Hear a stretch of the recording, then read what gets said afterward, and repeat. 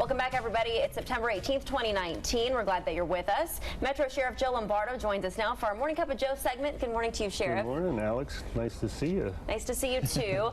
Close to 1,000 arrests now from the DUI strike team. Do you see the numbers increasing each month of the number of DUI drivers, or any decrease? I couldn't give you an accurate quote, but it's been a very successful program, hence the numbers that you quoted.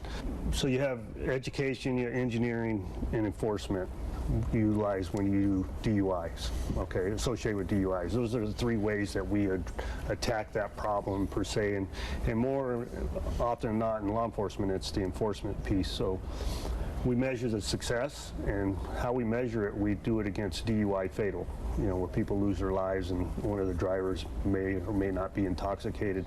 And in 2019, we've had over a 50% decrease, which is huge, in DUI fatals. So enforcement is working, and hopefully with the DUI strike team title, the education piece is working, and people are thinking about it now when they get behind the wheel of the car. We've seen those ads that Metro and the community has been out on television trying to get people to be safe when they're on the roads and not drink and drive.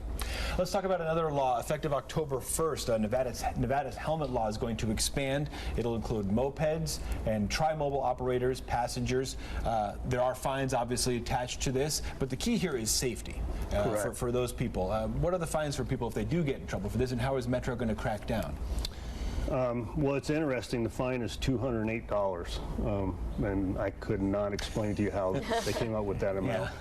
And it's progressive if you continue to receive citations associated with that type of crime. But the important piece is safety. You mentioned it, John. It's why is the government coming down on these people per se to make them wear helmets? Because it's a very huge expense associated with services provided by a county or a city to take care of these individuals if they are unfortunately involved in an accident. So it's important for us to understand that, and that's the reason behind it. It isn't for us to try and control what they do on a daily basis, for us to provide that considerable amount of safety that's needed on a two-wheel or a three-wheel type vehicle. Lastly here, Sheriff, we want to ask you a little bit about hiring officers. How is that process going? I'm happy to say it's going real well. We on the policing side, we're averaging right around 400 a year, and then on the correction side, right around 75 a year.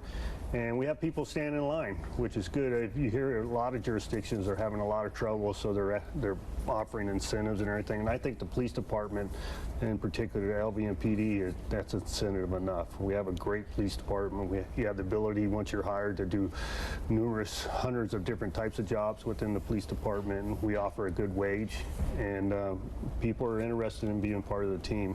It's been good. Yeah. I'm happy to say. Good to hear.